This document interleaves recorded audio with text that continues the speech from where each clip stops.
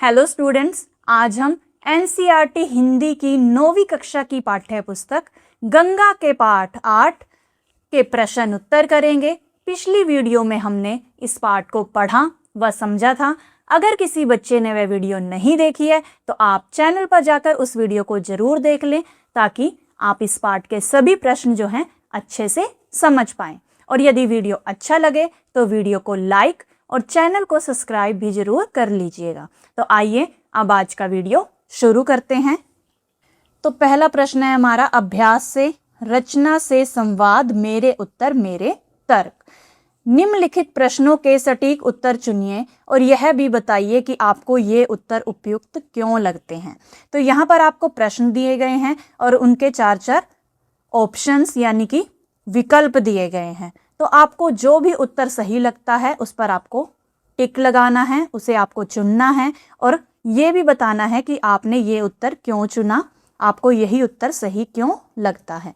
तो देखिए पहला प्रश्न है, अब कैसे छूटे राम रट लागी, पंक्ति का भाव है। तो इस पंक्ति का भाव क्या है? नाम उच्चारण की कठिनाई, नाम रटकर याद करना, दोनों ही नहीं है। आराध्य का नाम जपना, मित्रों का नाम रटना। मित्रों का नाम रटना भी गलत है, तो सही उत्तर क्या है? आराध्य का नाम जपना। आराध्य यानी कि जिसे भी आप मानते हैं, जो भी आपके प्रभु हैं, भगवान हैं, ठीक है, उनका नाम जपना। तो सही उत्तर हो गया हमारा ऑप्शन ग, आराध्य का नाम जपना। और कारण क्या है? इस पंक्ति में रैदास जी कहते हैं कि उन्हें भगवान राम का नाम जपने की ऐसी आदत लग गई है कि अब वह छूट ही नहीं सकती। यहाँ भक्ति और नाम स्मरण का भाव है। अब अगला प्रश्न देखिए, प्रश्न 2, प्रभु जी तुम चंदन हम पानी, पंक्ति में आराध्य और भक्त का संबंध किस रूप में व्यक्त हुआ है? एकाकार और समरूप, ठीक है, पहला ऑप्शन हो गया। दूसरा, तरल और तीव्र सुगंध। तीसरा, आश्रय और आश्रित। और चौथा, द्रव और ठोस। तो सही उत्तर क्या है? ऑप्शन क, एकाकार और समरूप। एकाकार का अर्थ क्या होता है? एक हो जाने वाला, एक ही आकार का, ठीक है। और समरूप, समान रूप, एक जैसा रूप। तो ये उत्तर चुनने का कारण क्या है हमारा? तो पहले इस पे टिक लगा देंगे हम, ठीक है,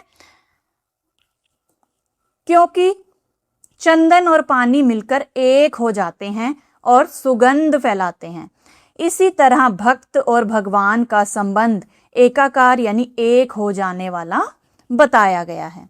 फिर अगला प्रश्न देखिए, प्रश्न 3, तुम दीपक हम बाती से रैदास का क्या भाव है? ऑप्शन है, दीपक और बाती का कोई मेल नहीं होता, दीपक बिना बाती भी जल सकता है, भक्त आराध्य से अधिक महत्वपूर्ण है, या भक्त का आराध्य से मेल जीवन को आलोकित करता है। ठीक है, तो पहले ऊपर वाले 3 ऑप्शन तो गलत हैं कि दीपक और बाती का कोई मेल नहीं होता, या दीपक जो है बिना बाती भी जल सकता है, या भक्त आराध्य से अधिक महत्वपूर्ण है। तो सही उत्तर क्या है? ऑप्शन घ, ठीक है, भक्त का आराध्य से मेल जीवन को आलोकित करता है।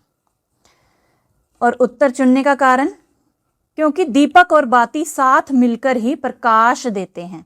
इसी तरह भक्त और भगवान का मिलन जीवन में प्रकाश यानी ज्ञान और सुख लाता है। ठीक है, अब अगला प्रश्न देखिए, प्रश्न 4, जो तुम तोरो राम मैं नहीं तोरो, पंक्ति में रैदास का क्या आशय है?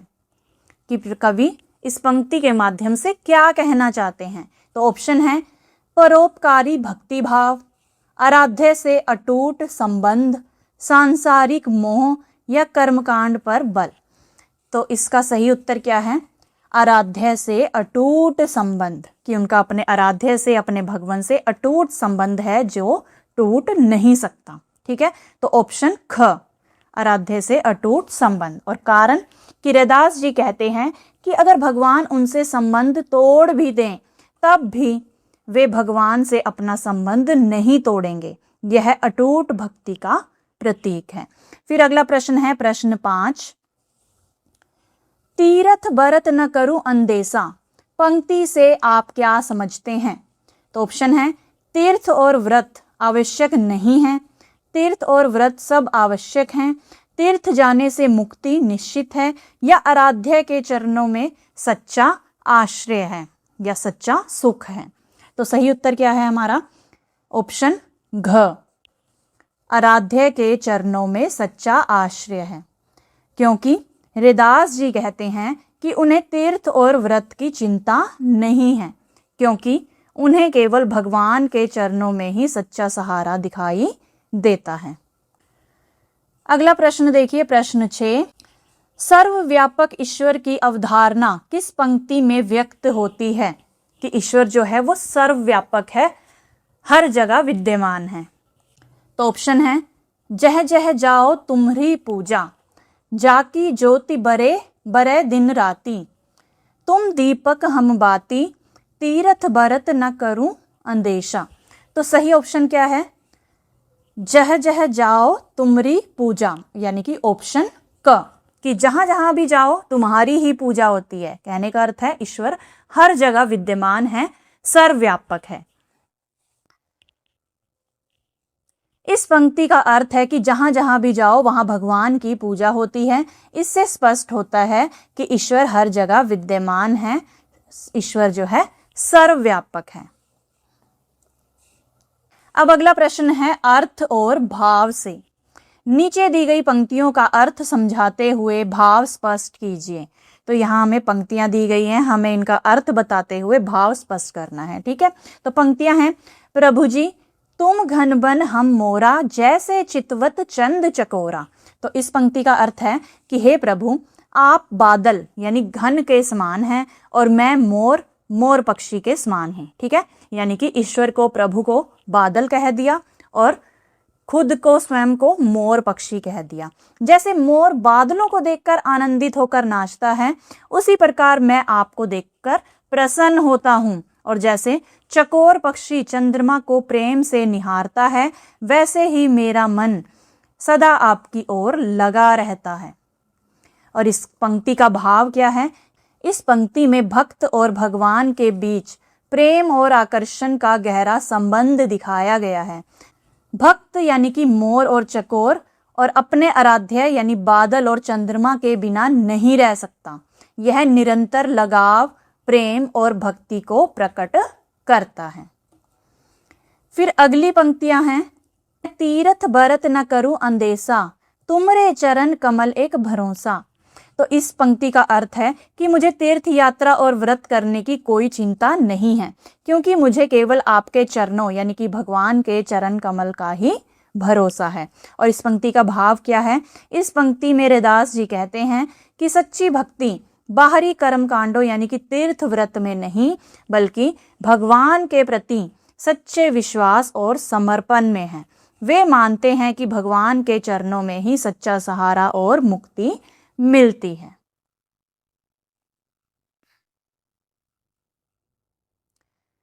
अगला प्रश्न है, मेरी समझ मेरे विचार। नीचे दिए गए प्रश्नों पर कक्षा में चर्चा कीजिए और उनके उत्तर लिखिए। जो तुम तोरो राम मैं नहीं तोरो, पंक्ति में हरिदास की अपने आराध्य में अटूट निष्ठा का भाव है। इससे आप क्या समझते हैं? विस्तार से लिखिए। तो उत्तर है, इस पंक्ति से यह स्पष्ट होता है कि हरिदास जी की अपने आराध्य भगवान के प्रति अटूट निष्ठा और सच्ची भक्ति है। वे कहते हैं कि यदि भगवान उनसे अपना संबंध तोड़ भी दें, तब भी वे भगवान से अपना संबंध नहीं तोड़ेंगे। इससे यह समझ आता है कि सच्चा भक्त किसी भी परिस्थिति में अपने भगवान का साथ नहीं छोड़ता। उसकी भक्ति निस्वार्थ, दृढ़ और अटल होती है। यह हमें सिखाता है कि हमें भी अपने विश्वास और सच्चे रिश्तों में हमेशा स्थिर रहना चाहिए। फिर अगला प्रश्न देखिए, हरिदास ने तीर्थ और व्रत के स्थान पर किस साधन को भक्ति का प्रमुख आधार माना है? आपके विचार से भक्ति के क्या आधार हो सकते हैं? तो उत्तर है, हरिदास जी ने तीर्थ और व्रत के स्थान पर भगवान के चरणों में सच्चा विश्वास और समर्पण को भक्ति का मुख्य आधार माना है। कि उन्होंने तीर्थ और व्रत के स्थान पर, कि ये तो बाह्य कर्मकांड है, इसके स्थान पर प्रभु के चरणों में समर्पित हो जाओ। उनके अनुसार बाहरी कर्मकांडों से अधिक महत्वपूर्ण मन की सच्चाई और श्रद्धा है। मेरे विचार से भक्ति के आधार हो सकते हैं सच्चा विश्वास यानी कि श्रद्धा, प्रेम और लगाव, समर्पण भाव, ईमानदारी और सादगी, दूसरों के प्रति दया और सेवा का भाव। ठीक है, यानी भक्ति केवल पूजा पाठ नहीं बल्कि अच्छे आचरण और सच्चे मन से जुड़ी होती है। अगला प्रश्न है, दोनों पदों में भक्त और आराध्य के संबंध को किन किन प्रतीकों उपमाओं से व्यक्त किया गया है, लिखिए।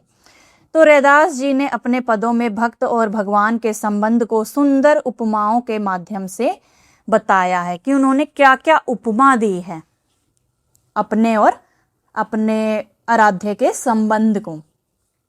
तो उन्होंने चंदन और पानी की उपमा दी है। ठीक है, प्रभु को चंदन और स्वयं को पानी कहा है कि दोनों मिलकर सुगंध फैलाते हैं और एकाकार संबंध है कि दोनों एक हो जाते हैं।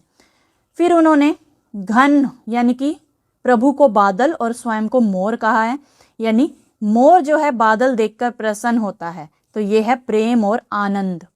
फिर उन्होंने चंद्रमा और चकोर की उपमा दी है कि चकोर जो है चंद्रमा को प्रेम से देखता है, तो ये है आकर्षण और लगाव। फिर उन्होंने दीपक और बाती की उपमा दी है, साथ मिलकर प्रकाश देते हैं, जीवन में प्रकाश। ठीक है, मोती और धागा की उपमा दी है कि साथ मिलकर सुंदर माला बनाते हैं, पूरक संबंध, कि तभी पूरक होते हैं, पूरे होते हैं। स्वामी और दास की उपमा दी है, सेवा और समर्पण का भाव। इन उपमाओं से यह स्पष्ट होता है कि भक्त और भगवान का संबंध प्रेम, समर्पण, एकता और परस्पर जुड़ाव पर आधारित है। अब अगला प्रश्न देखिए, विधा से संवाद। कविता का सौंदर्य। प्रभु जी तुम घन बन हम मोरा, जैसे चितवत चंद चकोरा। उपर्युक्त पंक्ति के रेखांकित अंश पर ध्यान दीजिए। इसमें अनुप्रास अलंकार का प्रयोग किया गया है। जिस रचना में व्यंजन वर्णों की आवृत्ति एक से अधिक बार होती है वहां अनुप्रास अलंकार होता है। ठीक है, अब देखिए ये अंडरलाइन जिसे रेखांकित किया गया है, चितवत चंद चकोरा। अब इसमें देखिए ये शब्द भी च से शुरू हो रहा है, ये वाला शब्द भी च से और ये शब्द भी च से। तो जिस पंक्ति में एक ही वर्ण की आवृत्ति बार बार होती है वहां पर अनुप्रास अलंकार होता है। ठीक है, अब आगे देखिए, प्रभु जी तुम मोती हम धागा, जैसे सोने मिलत सुहागा। अब उपर्युक्त रेखांकित अंश में उपमा अलंकार है, यानी कि जैसे सोने मिलत सुहागा। तो इसमें क्या है, उपमा अलंकार। किसी प्रसिद्ध वस्तु की समानता के आधार पर जब किसी वस्तु या व्यक्ति के रूप, गुण, धर्म का वर्णन किया जाता है तो वहां उपमा अलंकार होता है। ठीक है, अब सुहागा क्या है, एक प्रसिद्ध वस्तु है और इसमें सोने के बारे में बताया गया है कि सोना जो है जब सुहागा से मिल जाता है तो वो और भी अधिक गुणवत्तापूर्ण हो जाता है, उसमें और भी अधिक चमक आ जाती है। तो ये क्या है, उपमा अलंकार है। फिर आगे देखिए, तीरथ बरत न करूं अंदेशा, तुम्हारे चरण कमल एक भरोसा। उपर्युक्त रेखांकित अंश में रूपक अलंकार है। रूपक अलंकार वहां होता है जहां रूप और गुण की अत्यधिक समानता के कारण उपमेय में उपमान का आरोप कर अभेद स्थापित किया जाए। अब यहाँ पर देखिए चरण कमल, कि चरण को सीधा कमल के समान बता दिया गया है, कमल के फूल के समान बता दिया गया है। ठीक है, तो जहां पर भी रूप और गुण की अत्यधिक समानता के कारण उपमेय में उपमान का आरोप कर अभेद स्थापित किया जाए वहां पर रूपक अलंकार होता है। अब इसी पर आधारित जो है प्रश्न दिया गया है, अब आप अपनी पाठ्य पुस्तक में सम्मिलित कविताओं में अनुप्रास, उपमा और रूपक अलंकार वाली अन्य पंक्तियों को ढूंढकर लिखिए। ठीक है, तो आपकी पाठ्य पुस्तक में जितनी भी कविताएं हैं उनमें से आपको उन पंक्तियों को छांट कर लिखना है जिसमें अनुप्रास, उपमा या रूपक अलंकार हो। ठीक है, तो जैसे अनुप्रास अलंकार की सबसे पहले लिखेंगे हम, जहां पर एक ही व्यंजन की पुनरावृत्ति होती है, दोहराई होती है। पुनरावृत्ति यानी कि दोहराई। ठीक है, उदाहरण है तरु तृण वन लता वसन। तो यहां पर क्योंकि त और व वर्ण बार बार आ रहा है, ठीक है, देखिए तरु तृण में त वर्ण आ रहा है, वन और वसन में व वर्ण आ रहा है। तो यहां त और व वर्ण बार बार आ रहा है, इसलिए अनुप्रास अलंकार है। एक और उदाहरण दिया गया है, हिल रहे पत्ते हराहर। तो यहां पर भी ह वर्ण की आवृत्ति बार बार हो रही है, इसलिए अनुप्रास अलंकार है। देखिए यहां पर ह वर्ण की आवृत्ति जो है बार बार हो रही है, इसलिए यहां पर भी अनुप्रास अलंकार है। अब उपमा अलंकार के हम उदाहरण देखेंगे। उपमा अलंकार जैसे समानता दिखाना। ठीक है, उदाहरण है जैसे तरवर पंखी बसेरा। अब क्योंकि इस पंक्ति में जैसे शब्द का प्रयोग हुआ है जो स्पष्ट रूप से तुलना दर्शाता है, यहाँ किसी स्थिति भाव की तुलना पेड़ यानी तरवर पर पक्षियों के बसेरे से की गई है, इसलिए यहाँ उपमा अलंकार है।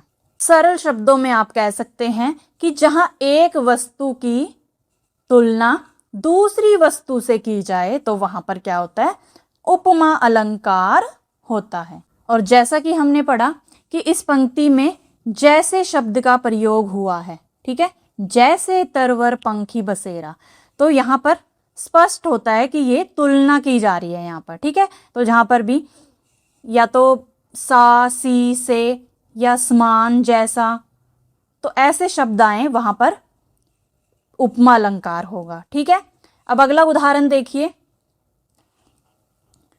जैसे विषय हेत पर नारी।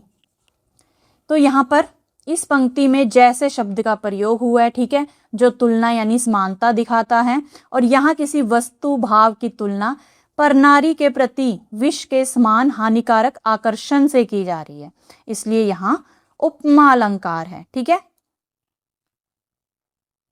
वैसे तो आप जैसे शब्द से पहचान कर सकते हैं कि यहां पर उपमा अलंकार है।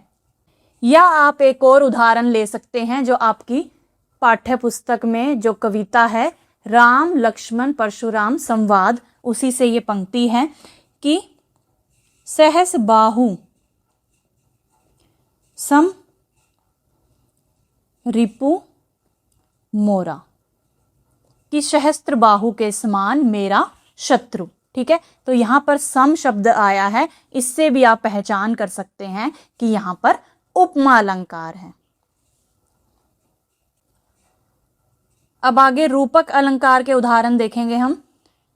रूपक अलंकार सीधा रूप देना, बिना जैसे, कि बिना जैसे सा से शब्दों का प्रयोग करे, सीधा रूप दे देना। ठीक है, तो उदाहरण है मिला तेज से तेज। अब क्योंकि यहाँ तेज को तेज में मिलना बताया गया है, यानी दोनों को एक ही रूप मान लिया गया है, दोनों में भेद नहीं रखा गया, इसलिए यहाँ पर रूपक अलंकार है। तो जहां भी उपमेय यानी कि जिसकी तुलना हो और उपमान यानी जिससे तुलना की जा रही है में कोई अंतर ना दिखे तो वहां पर रूपक अलंकार होता है। ठीक है, जहां पर दोनों को एक ही मान लिया जाता है, कोई भी अंतर जो है वो दिखाई नहीं देता। या सरल शब्दों में आप कह सकते हैं कि जब दो अलग अलग वस्तुओं को एक ही बता दिया जाए तो उसे रूपक अलंकार कहते हैं। तो अगला उदाहरण देखिए, हमको जीवित करने आई बन स्वतंत्रता नारी थी। तो यहां नारी को सीधे स्वतंत्रता नारी कहा गया है, यानी दोनों में भेद नहीं रखा गया, इसलिए यहां पर रूपक अलंकार है। अगला प्रश्न है कविता की कुछ अन्य विशेषताएं। नीचे दी गई सूची को ध्यान से देखिए। इस सूची में रैदास के दोनों पदों से कुछ विशेषताएं चुनकर दी गई हैं। पदों में से चुनकर इन विशेषताओं को दर्शाती पंक्तियां लिखिए। ठीक है, तो हमें दोनों पदों में से उन पंक्तियों को चुनकर लिखना है जो इन विशेषताओं को दर्शाती हैं। उदाहरण के लिए पहली विशेषता के सामने पंक्ति दी गई है, तो ये होगी विशेषताएं और यहाँ है उदाहरण। ठीक है, तो एक उदाहरण हमें दिया गया है। पहली विशेषता क्या है? अनन्य भक्ति भाव। तो इसका उदाहरण हमें क्या दिया गया है? जो तुम तोरो राम मैं नहीं तोरो, तुम सो तोरी कवन सो जोरो। तो यहाँ पर अनन्य भक्ति भाव को दर्शाया गया है। या आप कह सकते हैं जब कोई अन्य ना हो, यानी कि परमात्मा के प्रति अटूट, एकाग्र और पूर्ण समर्पण, पूरी तरह से ईश्वर को समर्पित। ठीक है, तो ये हो गया अनन्य भक्ति भाव का उदाहरण। अब बाकी के हमें खुद से लिखने हैं। तो सरल और लोक धर्मी भाषा का उदाहरण है, प्रभु जी तुम चंदन हम पानी, जाकी अंग अंग बास समानी। ठीक है, उपमा और तुलना का उदाहरण है, प्रभु जी तुम घन बन हम मोरा, जैसे चितवत चंद चकोरा। ठीक है, उपमा की जा रही है, यहाँ पर तुलना की जा रही है। अगली विशेषता देखिए, लयात्मकता और गेयता या ध्वन्यात्मकता। ठीक है, तो इसका उदाहरण है, प्रभु जी तुम दीपक हम बाती, जाकी ज्योति बरै दिन राती। अगली विशेषता है दृढ़ निष्ठा और आस्था, और इसका उदाहरण है, तीरथ बरत न करूं अंदेसा, तुम्हरे चरण कमल एक भरोसा। ठीक है, अब अगला प्रश्न है विषयों से संवाद। प्रश्न है, तीर्थ और व्रत के स्थान पर रैदास ने आराध्य की भक्ति को प्रधान माना है। भक्ति काल के कवि रैदास की तरह कबीर भी निराकार आराध्य की भक्ति पर बल देते हैं। तत्कालीन सामाजिक सांस्कृतिक परिस्थितियों के आधार पर बताइए कि इसके क्या कारण हो सकते हैं। कि भक्ति काल के जो कवि थे रैदास जी, उन्हीं की तरह कबीर भी निराकार यानी बिना आकार के भगवान की भक्ति पर बल देते हैं। तो इनके क्या कारण हो सकते हैं? संकेत दिया गया है कि आप अपने सामाजिक विज्ञान के शिक्षक की सहायता भी ले सकते हैं। तो उत्तर है, संत रैदास और कबीर दोनों ने निराकार यानी बिना रूप वाले भगवान की भक्ति को महत्व दिया। इसके पीछे उस समय की सामाजिक और सांस्कृतिक परिस्थितियां थीं कि उस समय उस टाइम पर जो भी सामाजिक और सांस्कृतिक परिस्थितियां सिचुएशंस थी, उन्हीं के कारण उन्होंने निराकार भक्ति की भावना को महत्व दिया। तो कारण कौन कौन से थे? उस समय समाज में जाति पाति और ऊंच नीच का भेदभाव बहुत अधिक था। ब्राह्मणवाद और कर्मकांड जैसे तीर्थ व्रत पूजा पाठ पर ज्यादा जोर दिया जाता था कि कुछ भी होता था तो कहते थे पूजा कर लो ठीक हो जाएगा। आम लोगों के लिए धर्म के मार्ग कठिन और खर्चीले हो गए थे। समाज में अंधविश्वास और दिखावा बढ़ गया था। इसलिए संतों ने कहा कि सच्ची भक्ति मन से होती है, न कि बाहरी कर्मकांड से। उन्होंने समानता, प्रेम और सरल भक्ति का संदेश दिया। निराकार भगवान की भक्ति से यह बताया कि भगवान हर जगह है और सभी के लिए समान है, एक जैसा है। और निष्कर्ष क्या है कि इन परिस्थितियों के कारण रैदास और कबीर ने आंतरिक भक्ति, समानता और सादगी पर बल दिया। फिर अगला प्रश्न देखिए, सोने मिलत सुहागा। सुहागा एक प्राकृतिक खनिज है जिसके प्रयोग से सोने की अशुद्धियां दूर हो जाती हैं। अशुद्धियां यानी कि जो भी उसमें गंदगी होती है, ठीक है, वो दूर हो जाती है और उसकी चमक बढ़ जाती है। सुहागा का रासायनिक नाम और उसकी विशेषताएं अपने विज्ञान के शिक्षक से चर्चा करके लिखिए। तो सुहागा का रासायनिक नाम और विशेषताएं, तो सबसे पहले सुहागा का रासायनिक नाम देखते हैं। तो सुहागा का रासायनिक नाम है सोडियम टेट्राबोरेट डेकाहाइड्रेट, जिसे आमतौर पर बोरेक्स कहा जाता है। और इसका रासायनिक सूत्र है Na2B4O7.10 यानी 10H2O। ठीक है, और विशेषताएं क्या हैं इसकी? यह एक सफेद रंग का क्रिस्टलीय खनिज होता है, पानी में आसानी से घुल जाता है। इसका उपयोग सोने की अशुद्धियां हटाने और उसकी चमक बढ़ाने में किया जाता है। यह सफाई यानी कि क्लीनिंग और कुछ रासायनिक प्रक्रियाओं में भी काम आता है। और निष्कर्ष क्या है कि सोने मिलत सुहागा का अर्थ है अच्छी चीज के साथ और अच्छी चीज मिल जाए तो उसका गुण और अधिक बढ़ जाता है। अगला प्रश्न है भाषा से संवाद, व्याकरण की बात, शब्दों की बात। ठीक है, पठित पदों में से संज्ञा और सर्वनाम के 3-3 उदाहरण ढूंढकर लिखिए।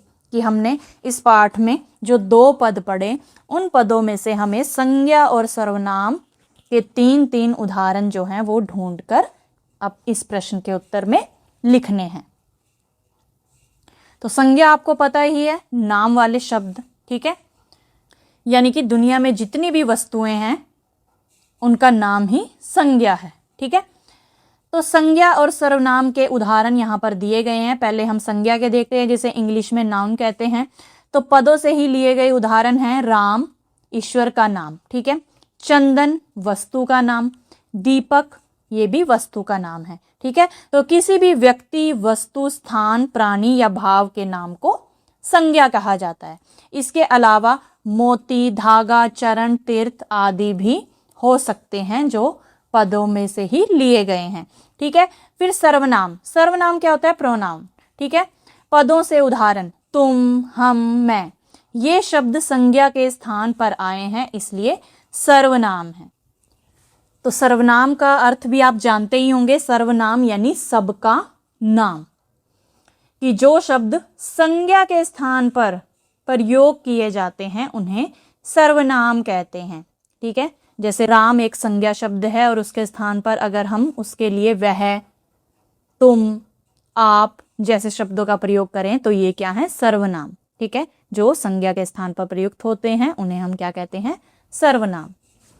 अगला प्रश्न देखिए, रैदास के इन दोनों पदों में बहुत से ऐसे शब्द प्रयुक्त हुए हैं जिनके स्थान पर अन्य शब्दों का प्रयोग होता है। नीचे सूची में दिए गए शब्दों को देखिए। आप या आपके आसपास के लोग इन शब्दों के लिए किन किन अन्य शब्दों का प्रयोग करते हैं लिखिए। तो शब्द हमें दिए गए हैं मोरा, चकोरा, बाती, राती, सोने, तीरथ, बरत। तो मूल शब्द हैं ये। ठीक है, इन्हें हम अन्य किस नाम से बोलते हैं? ठीक है, या आपके आसपास इन्हें किस नाम से बोला जाता है वो आपको लिखना है। ठीक है, तो जैसे मोरा, मोरा यानी मेरा कहते हैं हम। चकोरा को चकोर एक पक्षी है ये। ठीक है, बाती को बत्ती कहते हैं, राती को रात कहते हैं, सोने को सोना या स्वर्ण भी कहा जाता है। ठीक है, तीरथ, तीरथ को तीर्थ कहते हैं और व्रत को व्रत। ठीक है, तो इसके अलावा किसी और अन्य नाम से जाना जाता है तो आप वो भी लिख सकते हैं। अगला प्रश्न है सृजन।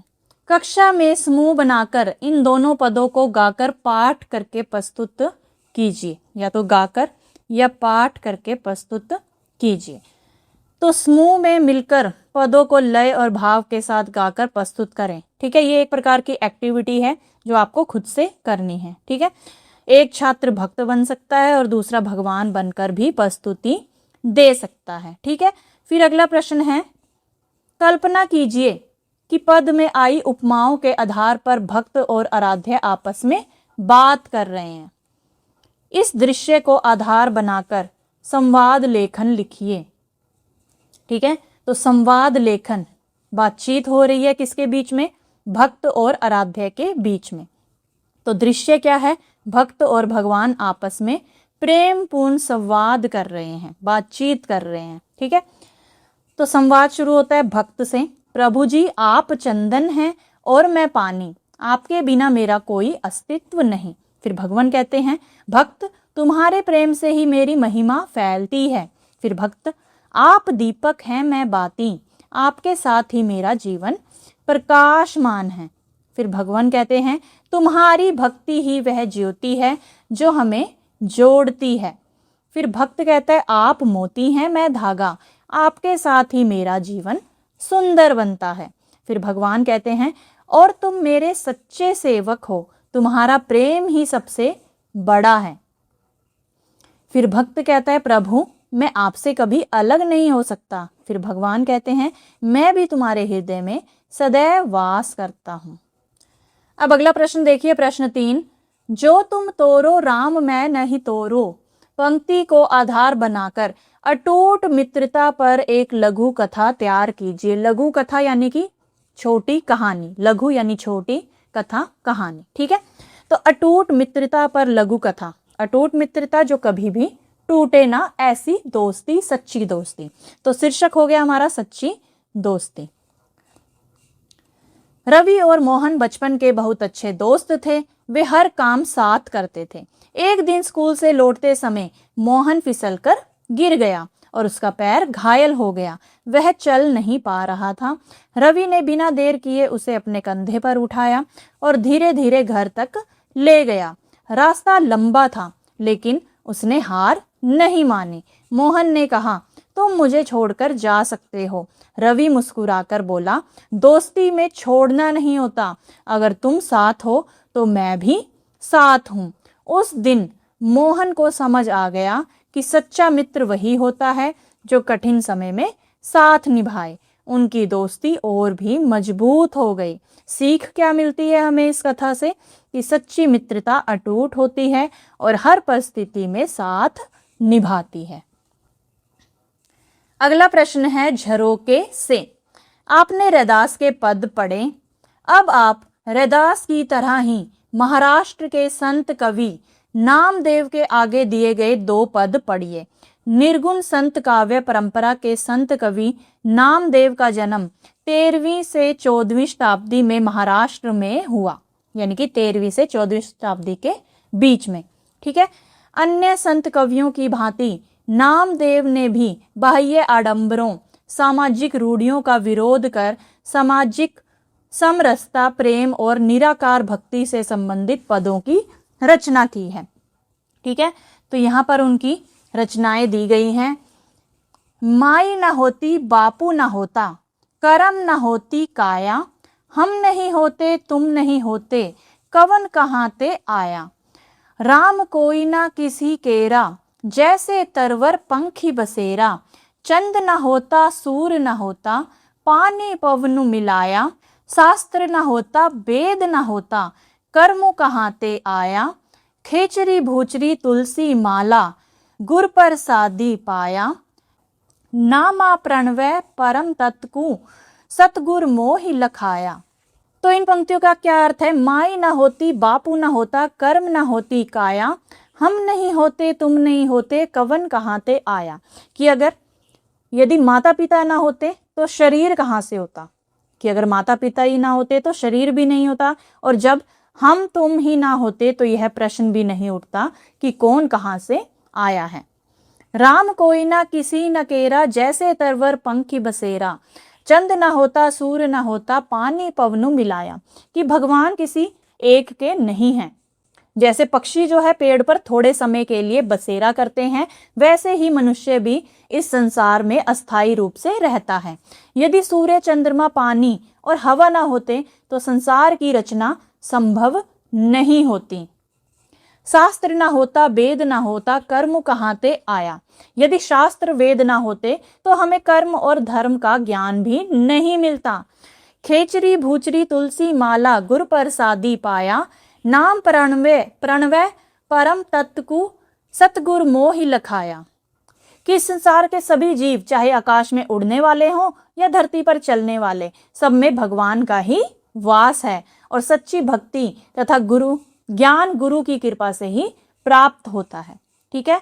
तो कवि यही कहते हैं कि सतगुरु ने ही उन्हें परम सत्य यानी ईश्वर का ज्ञान कराया, इसलिए गुरु का स्थान सबसे ऊंचा है, ठीक है। फिर अगली पंक्तियां भी नामदेव जी की यहाँ पर दी गई हैं। मोही लागती ताला बेली, बछरा बिनु गाई अकेली, पानी बिनु जीव मीन तलफे, ऐसे राम नाम बिनु नामा कल्पै, जैसे गाय का बाछा छूटला, थन चोखता माखन घुटला, नाम देव नारायण पाया, गुर भेटत ही अलख लखाया, जैसे विषय हेत पर नारी, ऐसे नामे प्रीति मुरारी, जैसे तापते निर्मल घामा, तैसे राम नाम बिनु बापुरो नामा। अब इन पंक्तियों में नामदेव जी क्या कह रहे हैं? मोही लागती ताला बेली, बछरा बिनु गाय अकेली। कि उन्हें भगवान के बिना ऐसा लगता है जैसे तालाब के बिना बेल जो है, लता जो है सूख जाती है, या जैसे बछड़े के बिना गाय अकेली हो जाती है। पानी बिनु ज्यों मीन तलफे, ऐसे राम नाम बिनु नामा कल्पे। और जैसे पानी के बिना मछली तड़पती है, उसी प्रकार नामदेव जी भगवान के नाम के बिना व्याकुल रहते हैं।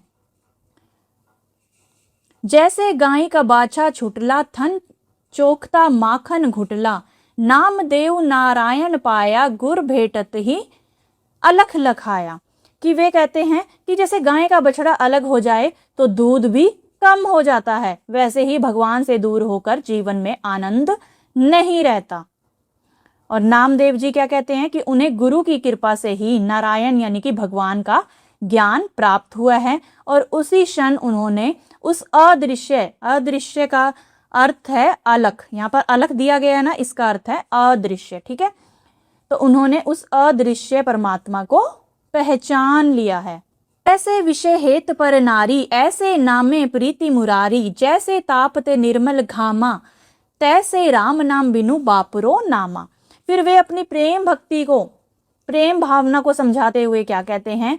जैसे कोई व्यक्ति विषय वासनाओं या पराई स्त्री में आसक्त होता है, वैसे ही नामदेव जी की प्रीति भगवान मुरारी में है। और वे अंत में कहते हैं कि जैसे तेज धूप से शरीर तपता है, वैसे ही भगवान के नाम के बिना उनका जीवन दुखी और व्याकुल रहता है।